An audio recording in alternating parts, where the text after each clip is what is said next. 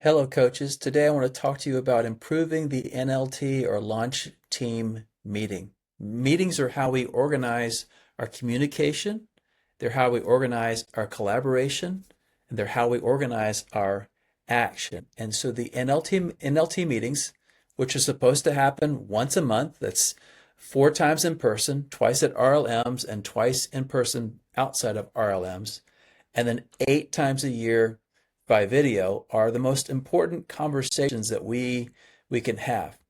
So I want to talk to you about improving your NLT launch meeting. So there are things that happen before the meetings and during the meetings and after the meetings. The first thing I want to mention is it's very important for us to design the meeting. A lot of times we go to a meeting and we say, well, what would you guys like to talk about?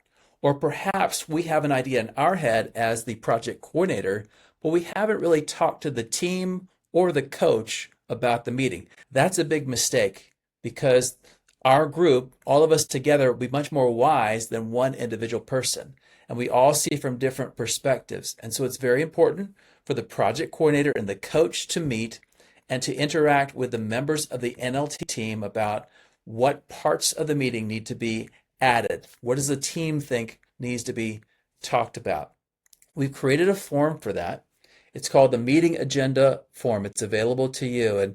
And just like in our training, our curriculum, we have a look back, look up, look forward theme to creating this agenda.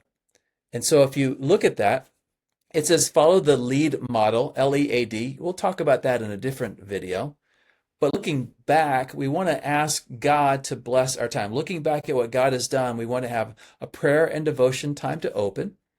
And then we want to have some accountability checks. We assigned some responsibilities from the last meeting. We want to make sure that people have said, here's what you gave me, here's what you assigned me, and here's what's been done with that.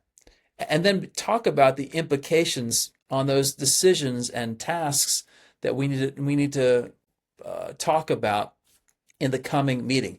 And then we look up, which means we're going to talk about, discuss things, we're going to make decisions, we're going to have actions, and we need to have time limits. Sometimes you can get on a conversation about one piece of the agenda, and you can spend the entire time together talking about that one thing.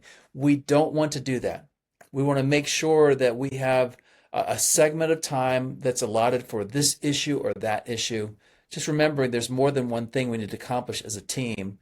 And so let's make sure not to spend all our time on one issue when we have 3 or 4 that are very, very important. And so we want to design our time together to make sure that we've got time limits on the different possible discussion pieces.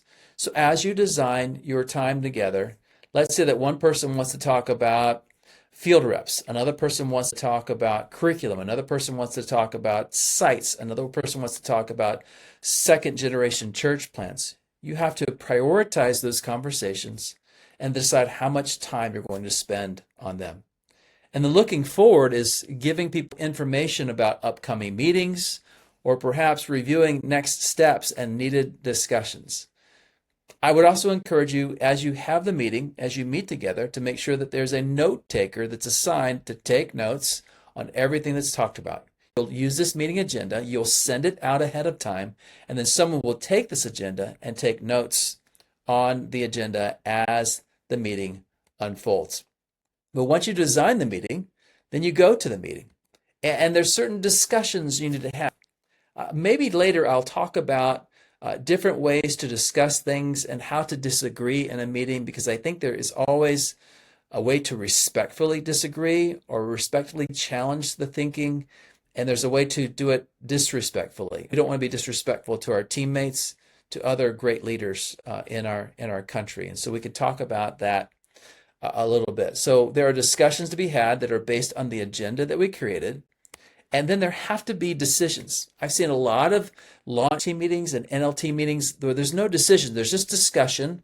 And then we come back next month and we discuss it again, month after month, and nothing gets done.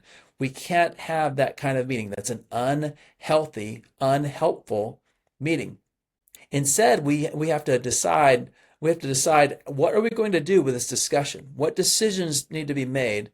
And we need to make those decisions as a team. Once we make a decision as a team, we can't go back on that decision. We can't say, well, the rest of the team decided this, but I'm deciding something else. We want to decide as a team and all be on the same page. Once a decision is made, then there's an assigning of action. A lot of times teams will discuss and decide, but they won't assign a responsible person to do the actions. If everyone is assigned with the same thing, it means that nobody's assigned. If two people are assigned with responsibility, one of them will assume the other one is responsible, and the other one will assume the other one's responsible. And again, nothing gets done. So you have to have one name of a person that is in charge. Even though you may have a team working on it, there needs to be one person that's in charge. For example, I'm in a meeting with Jared and Fredgie, and when we get done with our meeting, our decisions, we say who's going to be in charge. We can't say it's Fredgie and Scott or Jared and Fredgie, or we'll all work on it together. Someone has to be assigned action. And those actions need to be a little more detailed than you're in charge. What are some of the first steps? What are some of the priorities? How do we know when we're moving forward? These are during the meeting: discussion, decision, and action. And we, in order to capture those things in the post-meeting notes, we clearly describe the decision. We describe the action steps, the responsible person, the team, and the timeline. How long do we have to do this? Sometimes we will reference books or people or contacts or Bible references or links to websites that we have talked about in the meeting. And then finally, future discussions. We may decide that some conversations don't belong in this meeting, and we'll put them in what I call the parking lot. The parking lot is a great place for cars. We will drive the cars later. We're not driving the cars now, which means we'll talk about this later. We're not going to drive those decisions now. And then the calendar may be a part of that as well. This post-meeting notes, these notes need to be sent out to everyone who is a part of the meeting to make sure they understand who's responsible for what things in what amount of time. So when we finish the meeting, in between meetings, the project coordinator specifically, and sometimes the coach, have to give some accountability to the team. This accountability will include evaluation and correction. Sometimes when someone is assigned something, they start on a path, but it's not the right path, and it's the responsibility of the project coordinator or the coach to give them some evaluation, well, that's working well or it's not working well, and sometimes correct them.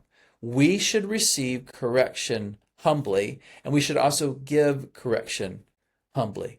We should receive evaluation humbly, and we should also give evaluation humbly, knowing that these are our teammates. We're not in charge of them.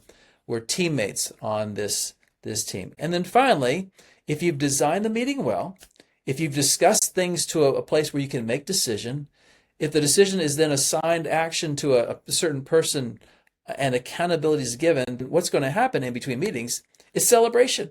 We're going to celebrate what God has done because we've done this so well. I hope this is helpful for all of you in your design of meetings.